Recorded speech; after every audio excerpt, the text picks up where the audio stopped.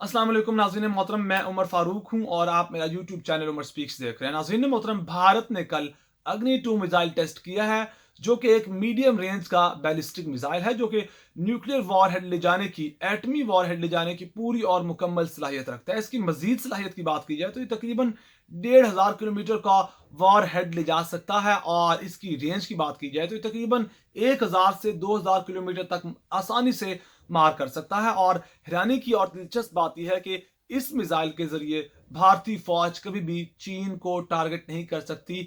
यानी कि ये मिसाइल फिर किसके लिए बनाया गया? इस खित्ते में भारत के सिर्फ दो ही दुश्मन है, एक पाकिस्तान है और एक चीन है। इन दोनों ममालिक को भारत दुश्मन समझता है और चीन तक ये मिसाइल मार कर नहीं सकता। तो ऑब्वियसली ये पाकिस्तान के लिए तैयार किया गया, और इस मिसाइल के जरिए भारत पाकिस्तान के गवादर, कराची और इस तरह के दूर दराज के इलाकों को आसानी से टारगेट कर सकता है। और किसी तरह ये लाहौर शहर और पंजाब के भी दीगर शहरों को इस मिसाइल के जरिए आसानी से टारगेट कर सकता है। और इस मिसाइल के टेस्ट के जरिए भारत ने पाकिस्तान को पैगाम पहुंचाने की कोशिश की है कि तुम चीन के साथ मिलकर जो हमारे खिलाफ डेवलपमेंट्स कर रहे हो, अगर तुमने हमारे खिलाफ कोई भी कदम उठाने की कोशिश की तो हम तुम्हारे किसी भी बड़े शहर को आसानी से इस मिसाइल के जरिए टारगेट कर सकते हैं। और भारत का बड़ा इरादा यह है कि वो कराची, सीपैक और गवादर के जो इलाके हैं उस तरफ के, जिस तरफ पाकिस्तान की बड़ी डेवलपमेंट्स चल रही हैं, उनको टारगेट करे। और ये बड़ी ही हैरानकुन परेशानी की बात है पाकिस्तान के लिए, लेकिन पाकिस्तान के पास इसका एक बड़ा हल मौजूद है। नाज़रीन मोहतरम, जब से इंडिया और चीन का मिलिट्री स्टैंड ऑफ हुआ है, तब से इंडिया ने बहुत से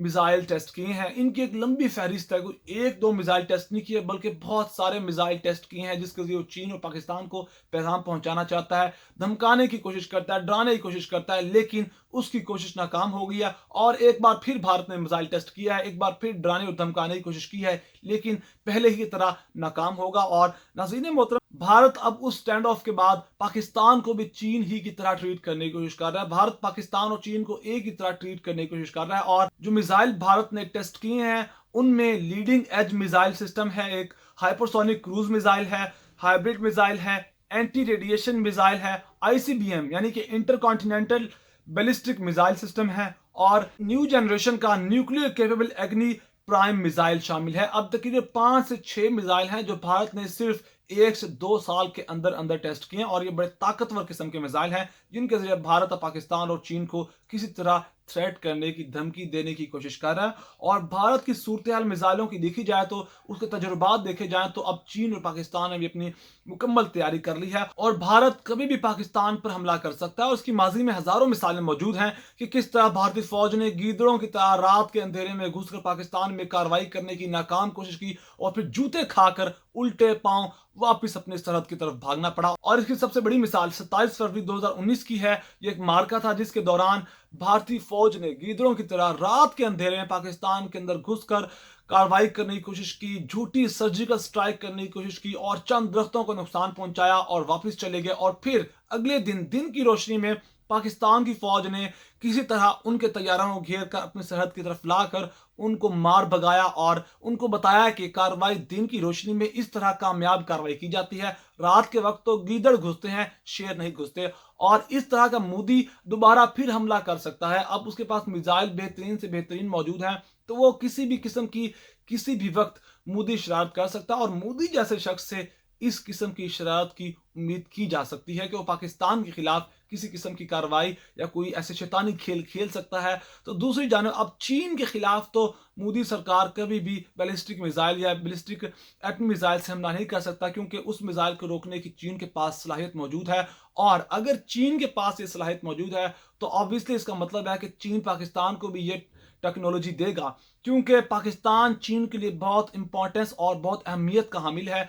क्योंकि अब चीन की पाकिस्तान के अंदर सीपैक की तरफ, कराची की तरफ, ग्वादर की तरफ बहुत ज़्यादा इन्वेस्टमेंट है, और पाकिस्तान और चीन की काफ़ी दोस्ती भी है, काफ़ी स्ट्रॉन्ग रिलेशंस हैं।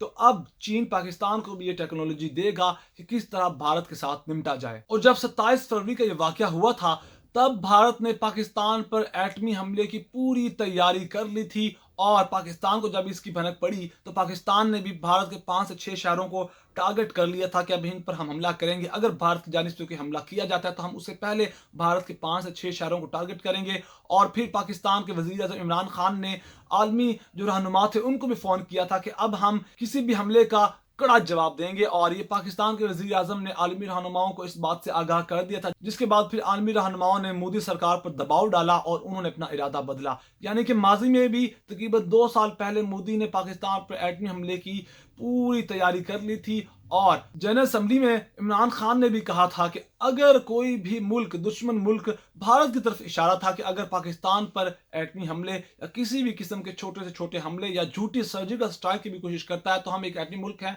हम उससे 7 गुना छोटे हैं, तो हम अपना बचाव करने के लिए बड़े से बड़ा वार करेंगे, हम एटमी हमला करने से भी नहीं रुकेंगे। और जब एक मुल्क की जानिब से दूसरे मुल्क पर एटमी हमला किया जाएगा तो वो भी उसका जवाब एटमी हमले से देगा और उसका फिर नतीजा क्या निकलेगा, उसके जो हमसाया ममालिक हैं, आउट ऑफ द बाउंड्रीज भी उसके बहुत से कॉन्सिक्वेंसेस देखने को मिलेंगे। ये पाकिस्तान के वज़ीर आज़म ने खुल्लम खुल्ला अल्फाज में यूनाइटेड नेशन की जनरल असम्बली में कलमा पढ़कर ये बात कही थी और हम ऐसा ही करेंगे। अगर भारत की जानिब से कोई शरारत की जाती है तो हम उसका जवाब ईंट का जवाब पत्थर से देंगे। और भारत ये बात बखूबी जानता है। 27 फरवरी के बाद जब उनका तैयारा हमने गिराया था, जब उनके अभिनंदन पायलट को पकड़ के पूरी दुनिया को दिखाया था कि हम किस ताकत के हामिल हैं, हम किस तरह भारत को शिकस्त दे सकते हैं, तो उसके बाद अब भारत भी ये चीज़ जान चुका है कि पाकिस्तान कभी भी ईंट का जवाब पत्थर से दे सकता है। और नाज़रीन मोहतरम, ये तमाम तर तफसीलात थी जो आपके साथ शेयर करनी थी। अगर आपको मेरी वीडियो पसंद आई है तो प्लीज़ मेरे चैनल को सब्सक्राइब कर लीजिए, बेल आइकन पर क्लिक कीजिए, वीडियो को ज़्यादा से ज़्यादा शेयर कीजिए। अपना बहुत सारा ख्याल रखिएगा, हमें दुआ में याद रखिएगा। अल्लाह निगहबान।